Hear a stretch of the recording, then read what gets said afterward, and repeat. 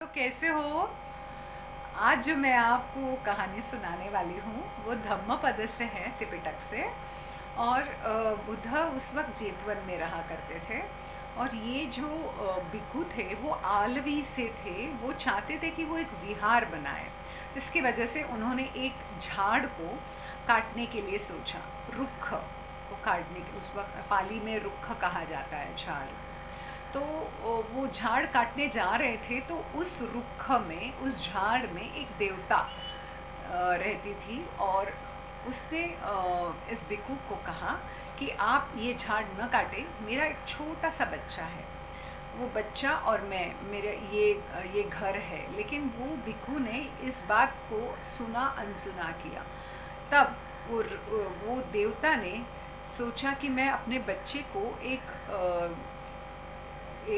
टहनी पे बिठा देता हूँ, झाड़ के बिठा देती हूँ, ताकि उसको देखकर ये भिक्षु अपना तोड़ेगा नहीं झाड़ को। लेकिन तब तक भिक्षु का जो तोड़ने का हथियार था वो उठ चुका था और वो पड़ गया था उस झाड़ के ऊपर। और इसकी वजह से बच्चे की एक हाथ निकल गई थी, एक हाथ को काट दिया था। तब ये जो देवता थी उसको बहुत गुस्सा आया। उसने वो हथियार लिया और भिक्षु को मारने के लिए चली गई। और जब मारने जा रही थी तब उसके दिमाग में आया कि नहीं, ये तो गलत है, ये तो मैं सील भंग कर रही हूँ। किसी भिक्षु को मार करके मुझे क्या मिलने वाला है? मुझे तो उसका बहुत बुरा विपाक मिलेगा। ये बहुत बड़ा बुरा कर्म है। ये भिक्षु के ऊपर कोई तो इनका गुरु रहेगा। तब रो रो कर वो बुद्ध के पास जाती हैं।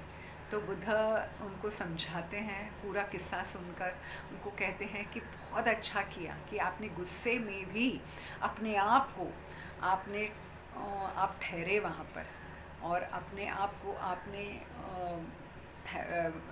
ठहर कर आपने बहुत बड़ा कम बचाया। और फिर पाली में ये शब्द कहा, यो वे उपट्टितिम कोडम रतम भंतम वा वाराये तमहम सारथिम ब्रूमि रसमिगहो इतरो जनो। जो अपने बहुत गुस्से में, अपने आपे में अपने आप को संभाल देता है, वो उस सारथी के जैसे होता है जो उसका जो वाहन जाता रहता है उसको रुका देता है कहीं ज़रूरत पड़े तो। नहीं, उसी को मैं सच्चा सारथी कहता हूँ। बाकी तो सारथी सिर्फ उनके हाथ में लगाम रहता है। जब ये पाली की वाक्य सुनते हैं तो ये देवता को सोतापत्ति हो जाते हैं। और उसके बाद बुद्ध सारे भिक्षुओं को निर्देश देते हैं कि उन्होंने कोई झाड़, टहनी कुछ भी नहीं काटना चाहिए, जिसके वजह से उसके अंदर के जो देवता हैं वो सुखी से रहे। जब हम ये कहानी सुनते हैं तब हमें समझ में आता है कि हम बहुत बार बहुत गुस्से में बहुत कुछ चीज़ें कर जाते हैं।